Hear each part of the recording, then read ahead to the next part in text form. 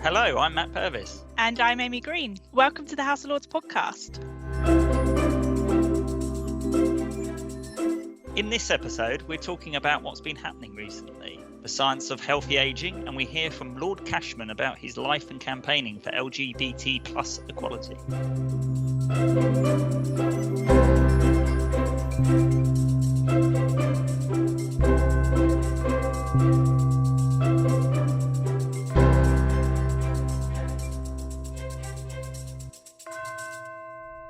Welcome back. It's been a while actually since our last episode. I think it was about a week or so before Christmas, which just seems such a long time ago. So should we kick off by talking about what's been happening since we last spoke? Yeah, sure. Well, the big thing, I guess, was that there was a trade deal announced on the 24th of December, and then we had a recall of the House of Lords on the 30th of December.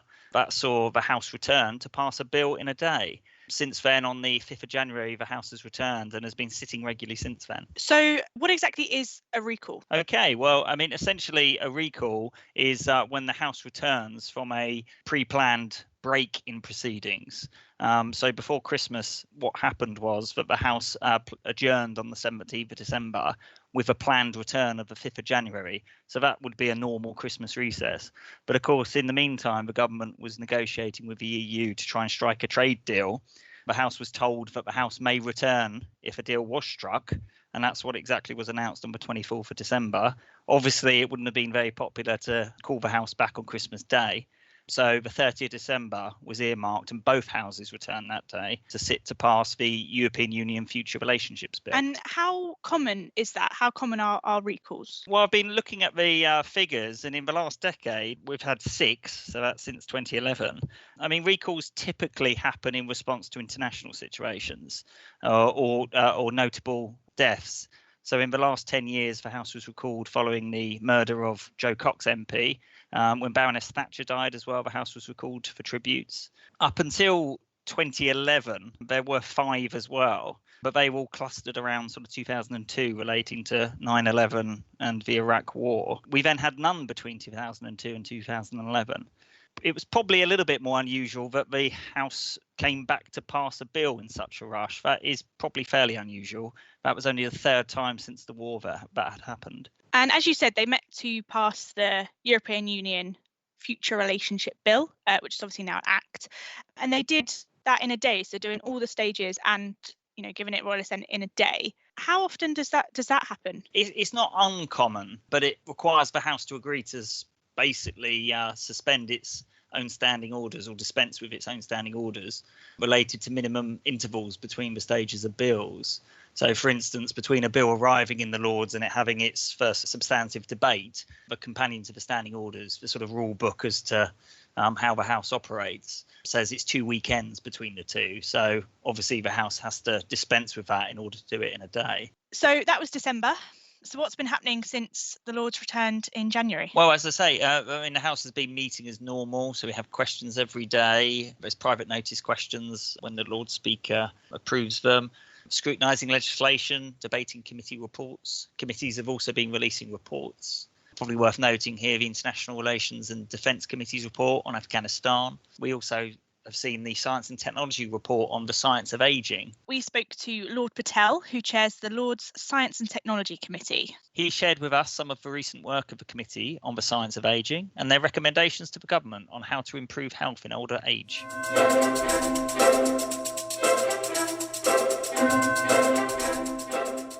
My name is Lord Patel. I'm a member of House of Lords, but I chaired the Science and Technology Committee inquiry on healthy aging, science and technology for healthy living.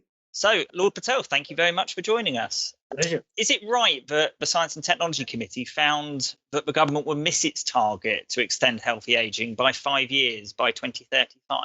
Well, I need to put that question in the context, and the context is this, that the government in 2017 announced as part of their Aging Society Grand Challenge, which was one of the industrial strategies, was to extend healthy aging by 5 years beyond the current minimum now, and to do that by 2035.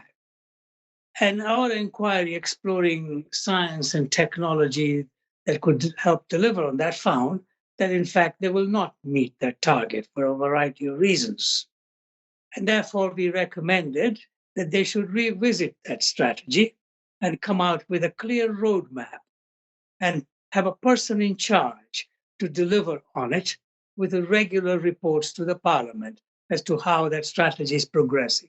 I think the ambition is good to extend healthy aging by 5 years by 2035, or even if it takes slightly longer. What role does inequality play in all of this? That's a good question.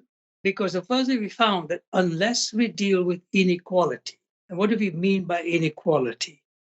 People who are less deprived, and I use it deliberately, less deprived, live a healthier life by as much as 16 to 18 years longer than those of the deprived community.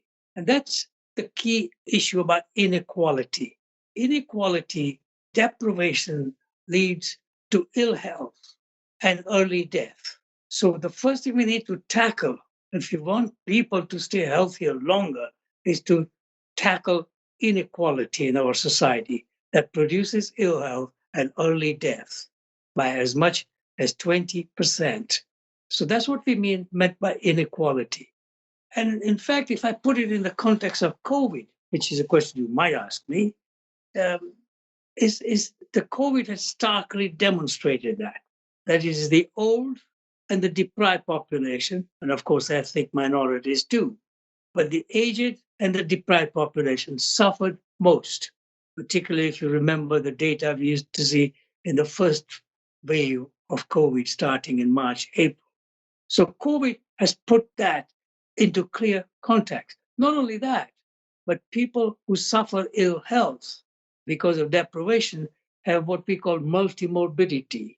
They suffer from multiple disorders and diseases. So again, COVID had starkly demonstrated that. The aged, the multimorbidity, the ethnic groups, and the old. So what do you think the government could do to resolve these issues? First and foremost, deal with inequality. We need to tackle inequality and deprivation to keep people healthier, to people have a healthier life, and also have a healthier, longer life when they get older. There's also an issue about people who are unhealthy and younger also become less productive. So it's an economic side to it too, right? So there's plus to deal with inequality first, right? And deprivation. The second is about there is no doubt that healthy living, which is a message that we are given all the time, not smoking, not taking too much alcohol, taking exercise, keeping your weight reasonable, etc. And you young guys seem to be doing better than us oldies. But that healthy message doesn't seem to get across very clearly. And the government needs to, we do say in our report, the government needs to find out why that message isn't getting through. Is it the way it is delivered, the way people are helped to live healthier life? But the important message as it pertains to our report is that people need to be told, if you live healthier lives starting at a younger age, you will have a healthier old age. And that's the important thing. But another important thing is about healthier lifestyle and old age is that actually it is demonstrated through cohort studies that it improves cognitive performance. And older people value cognitive performance because if your mind doesn't function and you can't communicate, etc., then it makes you even more less of a social being. So that message also needs to be reinforced. We now know a lot about the science and the biology of aging, which we didn't know before. So as we age, our cells, for instance, don't die, they survive, and they become what is known as senescent. When the body cells become senescent and they accumulate, they set up an inflammatory process. That inflammatory process results in diseases such as rheumatoid arthritis, blood pressure, cardiac disease, diabetes, even possibly Parkinson's and Alzheimer. So what we need now is to develop diagnostics that will show earlier on that you're getting accumulation of senescent cells and then find treatment, drugs to mitigate against it. That is already happening, that we're beginning to identify some new drugs and some drugs that already exist that may help mitigate against this process. So people don't develop these diseases. So science now of aging and the biology has a great promise to keep people healthier longer and find diagnostics and medications that would help. What we need is a greater resources towards research in this area. And that too will help significantly about avoiding people developing multiple morbidity, multiple difficult conditions, and live healthier life. So that's extremely important. After all, we are a science and technology committee, and science and study of it is important to us. So that is a key area. Oh, that's really interesting. So it's, I guess, sort of fundamental to aging then. Yeah. So what we now know is in a cell cycle, like while you're talking to me, millions of cells in your body and mind are dying off. In your case, the cells are dying off and they're gone. In my case, some of them, they don't die off. So they accumulate. When you accumulate, and the key bio that I was taught at medical school of any disease is an inflammatory reaction. Now, you're more familiar with acute inflammatory reaction when you cut yourself or you get hurt or you break a bone or whatever. It hurts and it gets inflamed. But what I'm talking about is chronic inflammatory condition. You don't see that redness. But these cells set up an inflammatory reaction. The fundamental basis, pathological basis of any disease is an inflammatory process that then results, depending upon where it is. If it's in your joint, you get arthritis. If it's your blood vessels, you get blood pressure. If it's cardiac, then damages the cardiac cells, damages your kidneys. If it's in your brain, you might get Alzheimer's or Parkinson's disease.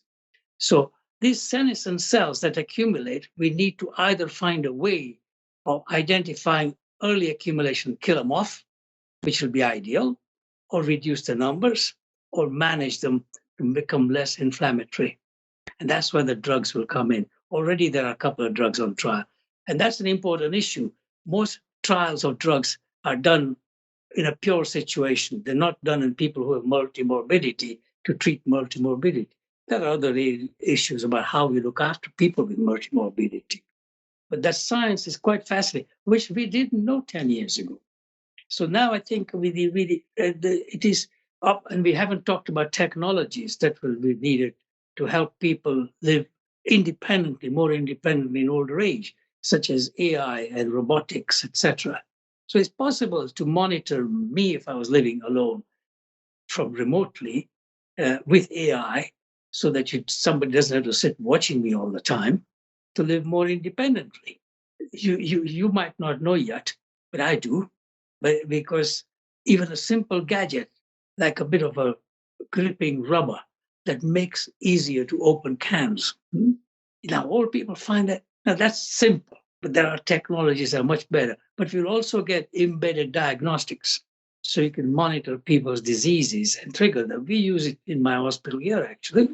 No, they're not embedded, but they are through your phone or whatever. Lord Patel, you mentioned earlier about sort of healthy lifestyles. I just wanted to ask your sort of view on, I guess, habit forming behaviours right now during lockdown. So any day of the week, open a newspaper, there's something about increasing alcohol or people not exercising as much.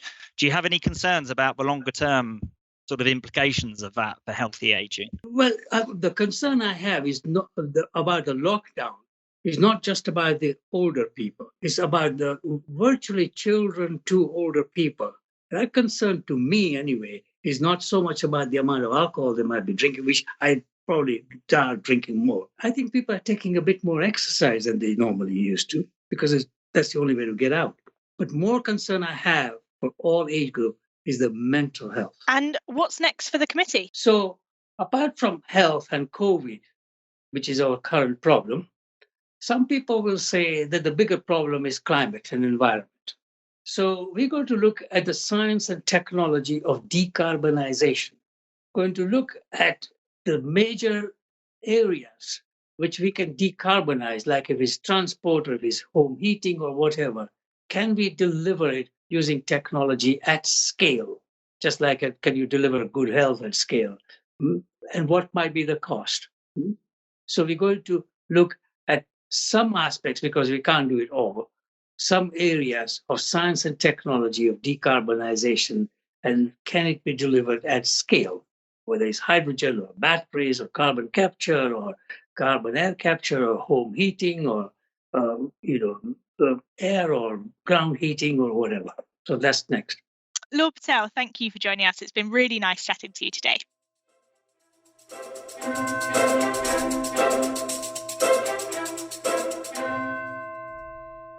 Next up, it's LGBT History Month at the moment, and the House of Lords is celebrating our LGBT members and their contribution. So Lord Cashman is known to many people as an actor, famous for a number of roles, including Colin Russell in EastEnders.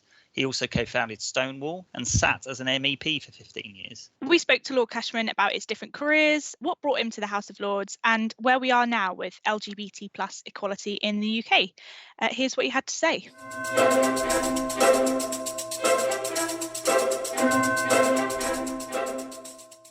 Hello, my name is Michael Cashman, Lord Cashman of Limehouse, but I prefer to be called Michael. Michael Cashman, thank you for joining us on the podcast. So it's currently LGBT History Month at the moment throughout February, and your book, one of them, tells your incredible story from growing up in the East End to joining the House of Lords through some of the most pivotal moments in contemporary gay history. Growing up, did you ever even imagine that you'd find yourself where you are today? No, I live very close to the big, huge council estate where I grew up in the East End of London, the thriving docks that were just alive with energy and goods coming from all parts of the world and being shipped around, upriver, downriver, disappearing into men's pockets and trousers. And often, and I used to play with my brothers on the river, doing things that if we did it today, our parents would get locked up, jumping at high tide from barge to barge, going into warehouses and out onto the Thames as the tide was coming in and going out. And often, this is absolutely true, I walk on my way to work, and I sometimes visualize that 5-year-old me down on the beach or jumping from barge to barge, and the holes hanging out of his trousers, holes in his shoes, socks that would never stay up. And I look at him and I think, what an amazing journey. And I could never have imagined it. Unimaginable. And interestingly, you mentioned the book. When I physically collected the book just before it went on sale, I got it and came home, walked along narrow street, and there, down this little side street where I used to run and play, I saw the young me running along that street, and I began to cry because I thought of the amazing journey that I'd been on and that I'm still on, and it was all there in this book under my arm. The dark bits, the brilliantly light and funny bits, but it was all there. And so, I don't take it for granted because it's still forever around me. And also what I do know is that whatever you have, you can always lose. Absolutely. God, I think that is the most beautiful answer we've ever had to a question on the podcast. Well, it's downhill from here. And many people, of course, will know you from your career as an actor, but also as the co-founder of Stonewall, the campaigning organisation that you set up with Sir Ian McKellen. What led you to that? The really interesting thing is going back to the origins that we talked about, that really all of the chances have happened by a series of accidents or things that I shouldn't have dared to do. The fact that I failed my 11 plus and ended up, failed something I didn't even know I was taking, ended up at a secondary modern school where, because I knew at the earliest age I was attracted to boys sexually, and we used to call it queer.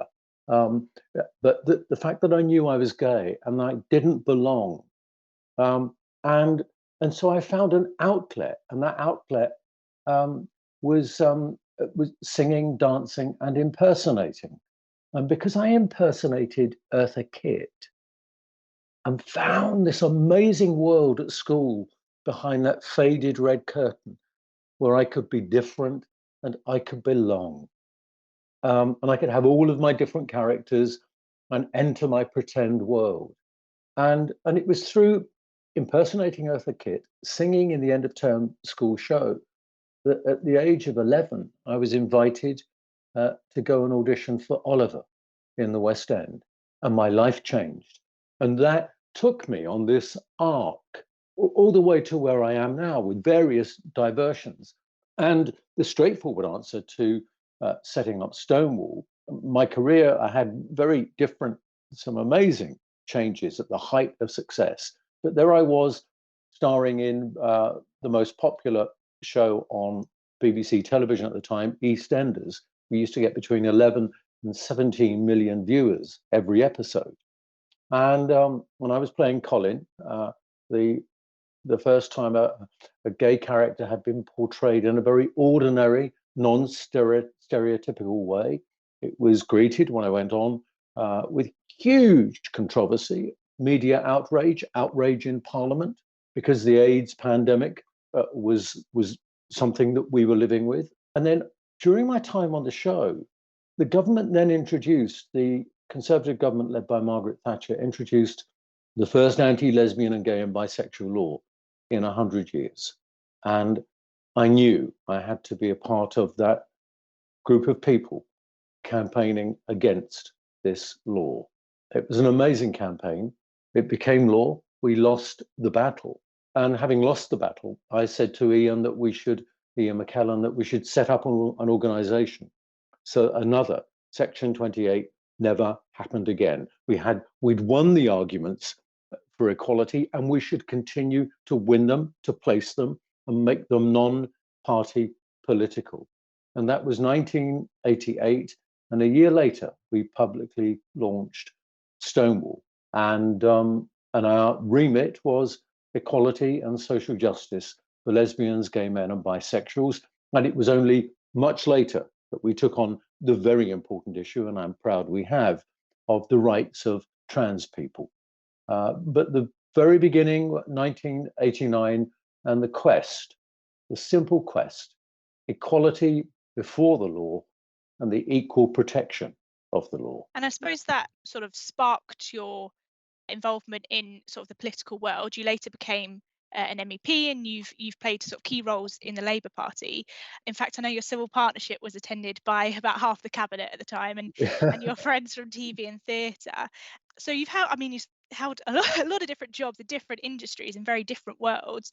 What has it been like sort of straddling between, the arts and the political circles? Well, what is interesting is I joined the Labour Party. My dad was a docker. My mum was a proud office cleaner. I used to go office cleaning with her as a kid. And so my roots were rather like my father's. He was a trade unionist. And so I joined the Labour Party when I was 25. But I never thought that I could go into politics. I hadn't finished my education. I left school really at the age of 12. Yes, I did sciences a bit later in my life because I wanted an amazing career change, which people will have to read about. But when I made that decision, encouraged by the first woman general secretary of the Labour Party, Baroness Margaret McDonough, as she now is, and with the love and support of my late husband, Paul, they convinced me I could do it. I stood for the national executive of the party, and then, as you say, became a member of the European Parliament in 1999, the first time someone had been elected who was openly gay from the United Kingdom to the European Parliament. Straddling those different worlds, they're quite complementary because, first of all, you have to mean what you say. And if you mean what you say, you can communicate it.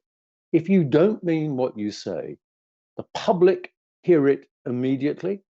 They hear it in your tone. People recognize nonsense quicker than they do sense. And so being aware of communicating your message, learning your brief, knowing your brief, and also having the courage to say when you don't know the answer, when you're in territory that you're not sure of. And as an actor, you're always taught to experiment, to imagine, to look at it differently. And I think in politics, and to work with people. And this is crucial. I think in politics, politicians far too often own the success. And I believe as politicians, we should say the success is brilliant and we all own it. The constituency, the constituent that brought it to me, the company, the person, whatever, my staff, the people who work with me. Another mantra of mine is I don't work for anyone. Nobody works for me. I work with, they work with. We are on the same level, the same landscape. And so the European Parliament helped me as a kind of training ground for what it's like in the House of Lords. In the European Parliament, no one party has a majority. You have to work cross-party to get that majority. You have to compromise being a positive notion, not a negative notion. And that's very much the way the House of Lords works. You can win the arguments in a debate on an amendment. You build up relationships, personal relationships, political relationships across the different parties. And I love that way of working. And I think the fact that I'm free in that comes from an artistic background where you've got to work with others, sometimes even if they don't like you and you don't like them. It's the outcome that matters. Michael, I mean, you've led a lifetime of firsts, and you've mentioned some. The first openly gay person to be elected a UK MEP, famously shared the first gay kiss on a UK soap. You also helped to drive forward an end to the ban on gay people serving in the armed forces and the creation of civil partnerships as well. So where do you think we are right now in terms of LGBT plus rights and equality? Do you think that progress is under threat? We're in a worrying position. I see that with the defamation, the demonization of trans people and trans women in particular.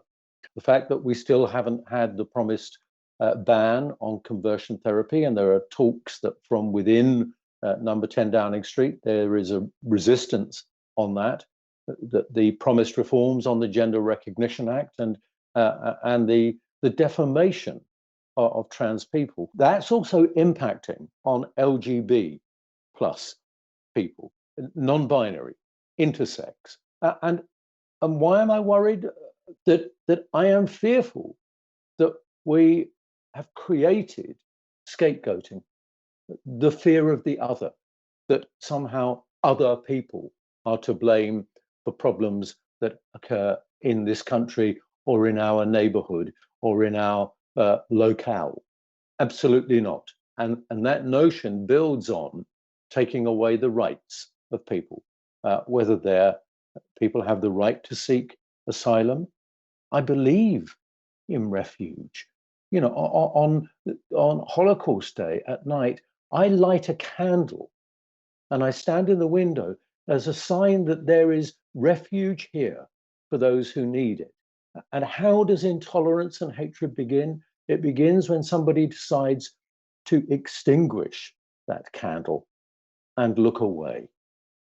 So I am worried, and I've seen, sadly, in the House of Lords, trans people and trans teenagers and their families completely misrepresented. And now I see the attacks on lesbian, gay men, and bisexuals. I see the attacks in our schools where they're saying the DFE for 3 years worked on guidance for inclusive relationship and sex education, remembering that education empowers young people. Suddenly, without any reference to the teachers and the experts that they've been dealing with, the guidance was changed and fudged, but only around LGBTI issues. A very dangerous signal and very worrying. We talked earlier about campaigning for equality, and you mentioned some issues there in terms of LGBT plus rights and equality. How do you think your sort of campaigning methods have changed since joining the Lords? You mentioned earlier about cross-party working. Has it changed at all? Is it the same techniques? It hasn't changed. If I'm honest, I've just elided from my 69th year into my 70th. And sometimes you get a bit tired at having to fight the same battles 30 years later. We're literally fighting the same battle against Section 28. They don't want to talk about these things in schools. I've already talked about that a little. But my campaigning techniques haven't changed. You have to put the reasoned and reasonable arguments for doing the right thing. You have to work cross-party. For instance, I do a lot of work with Baroness Williams, the Home Office Minister, Lord Lexton, and I've just worked with Baroness Goldie on the Armed Forces Bill, which was introduced into the other place, the House of Commons, this week. And within that bill, there are changes that I've been arguing for and that are currently in my private member's bill, extending posthumous pardons. So that's the same way we started with Stonewall, which is to say, campaigners and campaigning organizations always have difficult lives, because that's the nature of arguing for change that there is a great resistance to delivering. But it goes on, and I'm deeply, deeply empowered by the fact that there are young people behind me with energy. The young people are ahead of the game on issues around gender identity. And I've always said, the most terrifying sound that a despot or someone who's intolerant or resistant to change can hear is the sound of a newborn baby, because it signals another generation has come and another generation will come after that. In joining the Lords, and I'm thinking your answer might be no here because it's ongoing goals, I guess. But did you join the Lords with a specific goal in mind? When I joined the Lords, of course, the then leader of the Labour Party, Ed Miliband, had named me as the first ever global envoy for LGBT plus issues. And, I often reflect that if Labour had won that election, I would have been the global envoy without a credit card, going around the world, making the case for change and apologising for the negative changes that we forced on countries during our colonial years. But going into the Lords presents me with other opportunities. The great thing about the Lords is, regardless of whether I sit now, as you know, as a non-affiliated peer, I resigned from Labour over anti-Semitism and Europe. But even if you're sat as a party member, you're still an individual voice. You bring your experience, your expertise, your point of view, and that's extremely important. So the Lords gives me a lot of other opportunities, not the least on issues around human rights, defending the Human Rights Act, issues on Europe, and particularly around ensuring that we, in terms of what we call the disregard of convictions for crimes that are no longer homosexual crimes, that we widen that disregard so that the records that people have are wiped clean and they can get on with their lives and do the jobs that they really want to do. So it's a long way round of saying I love being in the House of Lords. Which brings us on to a related question there. I get to ask it this podcast. We ask every member this one. And do you have a favourite moment so far from being a member? I do. I'd spent the morning. I think it was a Thursday afternoon, early afternoon debate, and I'd spent the morning with my brother when he was going through a 3-hour disability reassessment, which was just for me unbearable. where everything he said was punched into a computer, and the computer made the decision on his future. And I was taking part in a debate around human rights, and I thought, I haven't got time to get upstairs for my notes. Oh, what shall I do? I thought, I know what I'll do. I'll do the old trick. I'll sit there, and then as soon as it comes to my turn, I'll stand up and I said, my lords, I have listened to the contributions of noble lords, and it's quite clear that what I was going to bring to the debate has already been covered, so I will retake my seat, thereby gaining a lot of brownie points from other people who want to speak. But as the debate went on, the strands of what I prepared were coming back into my mind, and I was being agitated by certain things that the government minister was saying. And so I stood up and I did my 10 minutes, and I did it without any notes. And I'm not boasting, but I blushed with some of the lovely comments that were made about it should, and by people I really admire, that it should be read as a standalone piece, blah, blah, blah, blah. And then when the debate finished, I was walking along one of the corridors at the side of the chamber, and a law lord who took part in the debate came towards me, really a wonderful man. And he looked at me and he went, "Stole the show, dear boy, stole the show." And I said, "It's not a show." He went, "Sometimes it is, you know, but you stole the show." And it was just lovely and warm. And actually, you know, the day I went in, I was introduced. It was 4 days after Paul had died. And the kindness and the empathy that I was shown was nobility itself. And that's what I like about the place.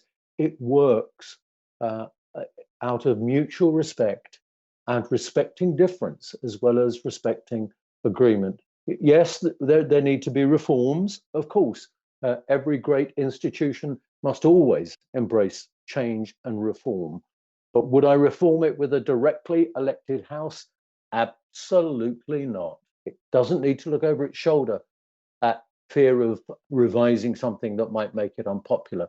For me, becoming a politician at the top of the job description should be the courage to be unpopular, because it means you will have the courage to serve the long term and not the short term. Yeah, as Matthew said, we tend to ask all of our guests that question, and I love asking that one, because you just get such great stories and insights. And it's actually interesting that a lot of you talk about, you know, each other and that working together, and, you know, sort of working with people that you never expect that you would work with. It works because I think the difference between our place and the other place, as we call the Commons, is that we start off by trying to seek agreement, and it's a completely different mindset, and also recognizing that where there is disagreement, actually, as I mentioned earlier, you can overcome it. Amy, you can reach and say, okay, how can you and I, or us, how can we do this? You know, one of the sort of shining lights really is that healthy debate that is really allowed in the House of Lords. And Amy, also making party political points in the House of Lords it doesn't go down well. And you know, I said earlier, I don't believe in having a directly elected, an indirectly elected as part of the makeup of the House would be a very good idea. So if, as an example, you're the leader of Leeds City Council, that gives you a right for you during your tenure and a year after to sit there in the Lords, to bring in that huge experience of Leeds and that part of West Yorkshire, and equally around the rest of the United Kingdom. But then you would have people who were appointed, because I sit there in some debates that I'm not taking part in, and I'm in awe of the expertise that is being used to shape and refine and better legislation. And actually, it's expertise that the government could not buy. When I listen to some of those lawyers, those academics, people who come with the experience of their field, it's a huge, huge asset for the country. I was interested about your moment of speaking without notes. And obviously, as a very talented and experienced actor, I would have thought that would sort of almost be second nature to you. You'd learn the speeches and perhaps go noteless. But I suppose my question is around what advice you were given when you first joined the Lords about how to make an effective contribution in the House. What have you observed that works and what doesn't, perhaps? The argument about do you stand up and speak without notes or not? Notes are powerful to remind you that there are certain things that you need to say, certain points that you need to make. And also, Matt, to be honest, as an actor, when you get it wrong, it's you and maybe the production that suffers. In politics, if you get it wrong, it's the issue you're representing, the people who work with you, and if you're in a party, it's the party that gets the blame as well. Interestingly, I don't believe in the concept of failure. I think it's something that's used to prevent people from taking chances. Failure, what other people call failure, is for me evidence that someone has tried to change something and presumably change it for the better. So, but when you do get those moments, those flights of imagination where you pick up a theme and you run with it, it can be wonderful, but sometimes you run with it and then you don't know where to end with it. And you see people turning off. Give up while you're ahead. Oh, yeah. sorry. Exactly. So, yeah, I was about to say exactly the same thing, Matt.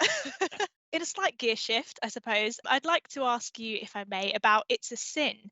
For anyone that hasn't heard about it, firstly, where have you been? But it's a series on Channel 4 at the moment by Russell T Davies, following the lives of a group of gay men, gay friends during the AIDS crisis. Amy, I sat down on Saturday after the Friday first episode went out, and I thought, right, I'll watch it. And I'd had messages from friends saying, "Oh, I watched the whole thing on all four," and I thought, people got no taste. Why gorge on something? That's what I did. Sorry. And I sat there and went through them all. It is an amazing piece of storytelling. Russell T Davies's writing is brilliant because so quickly you get to like his main characters, and therefore you want to go on their journey. You hope for them, you empathize, you ache for them, and you hope it doesn't go where you think it might. So I'm just about to pen a piece for a daily newspaper, actually, in that at the end of it, I had this clash of emotions. I don't want to give anything away to those who haven't seen it all by the time we do our podcast, but I had that sense of loss at the end, but I also had this amazing anger because I realized that all of the stigma, the stigmatization, the discrimination, the misinformation, the misrepresentation around LGBT people, mainly gay and bisexual people, and AIDS and HIV from people who knew better and the media who knew better, was now being visited on trans women and trans men and trans teenagers. And the fact that it was being done by some people, some activists who'd survived that crisis, made me so angry because I thought, have you learnt nothing? We don't go through battles and have our scars in order to make sure that other people battle and other people have to carry scars. We go through those events and those challenges so that other people don't have to. I spoke to a group of head teachers yesterday on a Zoom, and I said to them that this should be shown every week in schools, because it's also a reminder about evil that is done when good is not heard or spoken of. Shakespeare brilliantly said, and that anti-gay LGBT law from all those years ago, section 28. Shakespeare brilliantly said, the evil that men do lives on. The good is oft interred with their bones. And I'm afraid that is true, that unless we challenge it and recognize that what is happening to another could happen to us, then evil will repeat itself. And the show is a powerful reminder that you cannot remain silent in an issue. I deal with this in my book.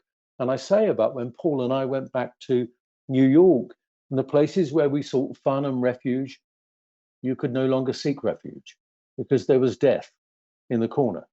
There was death in the face of somebody sat the other side of the bar. And the American activists had a brilliant phrase, and it said, silence equals death. An important reminder. You cannot remain silent. I won't say any more because I can't put it any better than that. So I think we'll leave that one there. That was absolutely brilliant to hear your thoughts on that. Thank you.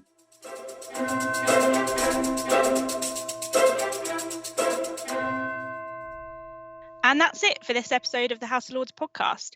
Thank you to Lord Patel and Lord Cashman for joining us. And if you enjoyed this episode, please subscribe and leave a review wherever you get your podcasts.